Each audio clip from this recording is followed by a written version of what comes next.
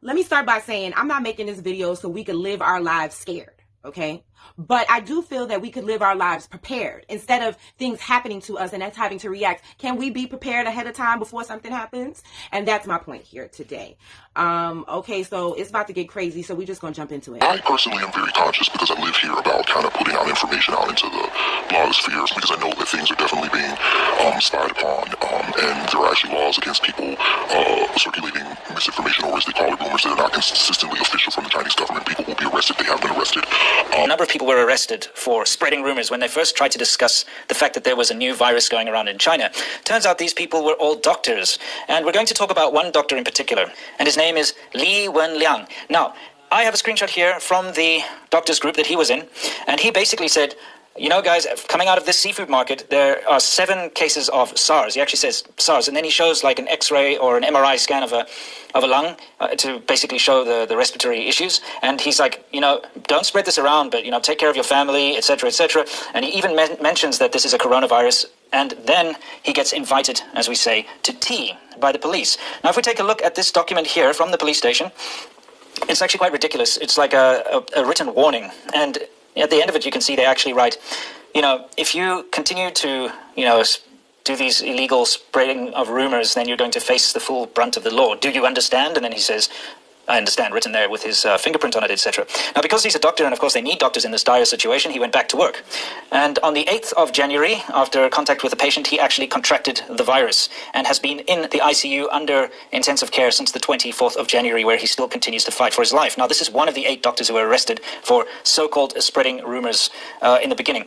You see, this is what we're dealing with here. We're dealing with a situation where professional doctors are being silenced and arrested and forced to sign stupid little written warnings in order to prevent the spreading of truth. The situation has gone on longer than what's been reported. In the media. Saying it was like pneumonia in Wuhan, and because it's Chinese New Year, they let everybody just kind of like leave, and there are 56 cases that jumped over 24 hours. It was only 25 that jumped up. We've had 3 deaths. They have blocked off Wuhan. People cannot leave. 5 million people have left, but there are several million that are still there. Where did they go? The Americans are airlifting everybody out. The Australians are getting people out of Wuhan. I think the Indians, I think the South Koreans and the Japanese. This ain't no joke. It's a very dangerous virus, which is why we get to the thing that really annoys me about this is that it has a really long latency period, meaning if you infected me, I would go about 5 days before I would begin to express any symptoms. It would be another maybe 4 days before those symptoms were bad enough for me to go, geez, maybe I should go see a doctor. So there's somewhere between a 9 and a 14-day window before somebody who gets this virus would actually present to the medical establishment. During this whole time, they are infective and infecting other people around them. So here's why I get annoyed by this. The doctors know this, the World Health Organization knows this, certainly all the people at the CDC know this, all of the health specialists in the UK know this, in Europe and Finland, anywhere you want, Asia, Singapore, Japan, they all know this. Now, what would you do if you knew that there were tens of thousands of people infected with this thing who were living in a place, and you were going to have them maybe traveling, getting on little metal tubes, getting in airplanes and traveling to your country? Well, knowing that this has an incubation period where you can't detect any symptoms, I think the responsible thing would be to say no travel. But that's too hard because that would cost a lot of money, so we're not going to do that. But then maybe there would at least be a quarantine period. All you've been reading about is that the security precautions are what they're doing is taking the temperatures of people as they deplane from ground zero, where this virus is known to be endemic and epidemic right now. They're taking the temperature readings by pointing a little something at people's foreheads, and if you don't have a fever, come on in. Completely ineffective. And they know that. But that's not what's being said. They are telling you that you are being protected by screening measures at the airport. So, second case of coronavirus in Chicago. And it's unlike any other in the U.S. because the man in his 60s got the virus from his wife. Health officials have been testing 3 people who might have the virus. Over the weekend, the first was admitted to Bellevue after experiencing symptoms. The other 2 who may be sick are in Queens. Eyewitness News reporter Candace McCowan is live in Flushing. Candace, good morning. Ken Michelle, good morning. I will tell you that all 3 of those suspected cases here in New York City are people who have traveled to mainland China. The most recent 2 are people who are in their 60s. One of those people is hospitalized here at Flushing Medical Center in Queens. Another patient is at New York Presbyterian Hospital in Queens. And like you said, that first patient in the city to be tested for the virus remains in Bellevue Hospital after first feeling symptoms Friday. Officials are awaiting test results from the CDC before they can confirm those cases. Now, this is new travel restrictions have gone into effect. The federal government saying that they are not allowing any Chinese nationals and non-U.S. citizens who've been to China in the last 14 days. They will be denied entry to the U.S. as officials work to contain the spread. There are 11 confirmed U.S. cases of coronavirus, and some are warning about the fear as those numbers continue to increase. It's understandable that people will feel anxious when there is something new and something that they may not understand. We are not, as a city, putting up with discrimination or prejudice against Asian New Yorkers because people don't have the facts. Ooh, that was a lot of fire and brimstone in his voice. I didn't hear all of that when Asian people in the nail salon beat up 2 black women and threw acetone in their face. I didn't hear all that fire and brimstone. Let me tell you something. Asian people are walking around here in masks. You hear me? I drove down the street. They in the car with their masks on. And I will tell you that U.S. citizens that are coming back from China, depending on where they have been, will be quarantined. Some of those self-quarantined, some of those mandatory. You have the Secretary of State, Mike Pompeo, saying that any flights coming from China where someone is showing symptoms, that those flights will be rerouted. There have been estimated amounts of up to 90,000 people who have this virus. Wow, that is so scary. Yeah, because like I said, we just started hearing about this maybe like a few days ago, and it's mainly because of those pictures of people eating bats that it's kind of gone viral. So I didn't really know, like, you know, the backstory, but you're saying that you guys were known about this as early as December. Is it being caused from people just eating all types of weird stuff like bats? Let me go over a few things that you mentioned. The bat soup incident was from this woman who was like this commentator for this show, and she went to some province or some other location in Asia. So the video was actually 2 years old. I believe it comes from 2017, well actually 3 now, but it resurfaced because of this incident. Now, in this market, this wet market basically is where they kind of house a bunch of different things. You can have like a produce wet market, and then a wet market where they house a lot of meats and things like this. But what they were doing, they were selling live animals in there, like snakes, koala. And the reports are that there was issues of cleanliness, which I've lived here in China. They are not the most hygienic people, I'll say that. But there have also been other conspiracies about the origins of this virus. And one of the things that I do remember hearing back in 2014 is the World's Health Body, acting a fool like China, don't set up this biological test facility. Or guess where it's located? Wuhan, exactly where the location of this virus is, the epicenter. I'll send you an article. So that's that. As far as the videos and things, my apologies for no audio, but it's live. It's live. They shut down schools, Bikini, everybody's on Spring Festival holiday, which is normal, but a lot of cities have slowed down and stopped train services. Shanghai is a damn desert. There's 30 million people in the city on a regular. 15 million are gone. It is a damn go. It's one of the largest cities in the world. Where did they go? We've also had cases here, some deaths here. So, to go back to what you were saying, it is health, hygiene, food consumption, but also possibility of this bioviral center, because the reality of it is this is much bigger than what is being reported. And I watched the World Health Organization's press conference the other day. They're acting like the World Trade. They're trying to concern themselves about the economics and pleasing China because they coin is so big now, when in reality, this is something more serious. The Wuhan coronavirus, people are starting to drop on the floor due to the virus.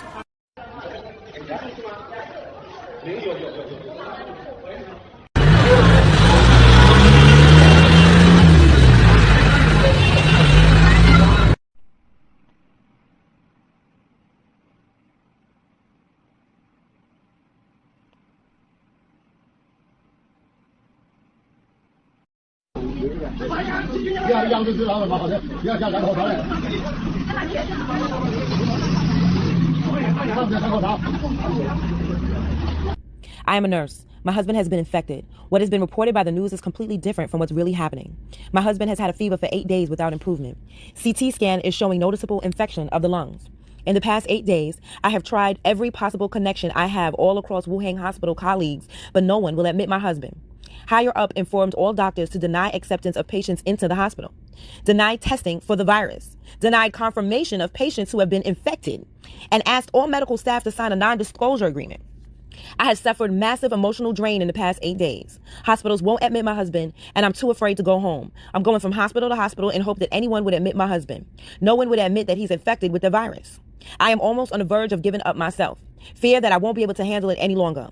Going from hospital to hospital, no open bed, no medical staff, overworked, and still not enough. Finally, I was able to get into the emergency department, but there are no beds and no available staff or beds. Still more patients are being transported in, sick or not sick, all congregated in the same place. Everyone will be infected if this continues. Everyone will die. To all fighting colleagues, the current social order in Wuhan is on the verge of collapsing.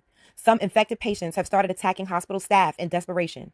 If anyone has any way to be informed, contact higher up. My suggestion is to send in military to maintain hospital and social order. Down the stairs of an apartment block in Wuhan, another victim of the virus is taken away. The city's hospitals are overwhelmed with patients, and the doctors are at breaking point. Hu Ming has just been told a colleague is in a critical condition. Those fighting this infection are among the most at risk.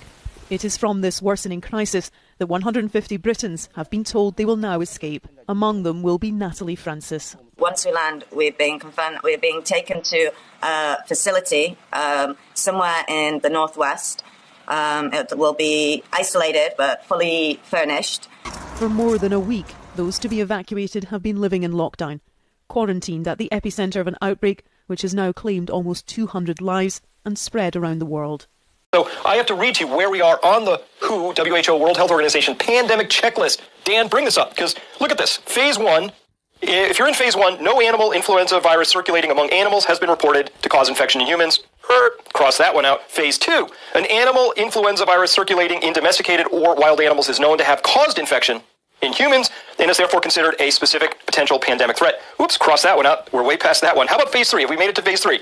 That's where an animal or human-animal influenza reassortant virus, and that's what we have here, remember, bat, snake, human, has caused sporadic cases or small clusters of disease in people, but has not resulted in human-to-human transmission sufficient to sustain community-level outbreaks. Cross that one off, because we're way past phase 3. We're here at phase 4 on this pandemic checklist where human-to-human transmission of an animal or human-animal influenza reassortant virus able to sustain community-level outbreaks has been verified. Kobe Bryant had the means to be a formidable opponent of Big Pharma. He already started being so.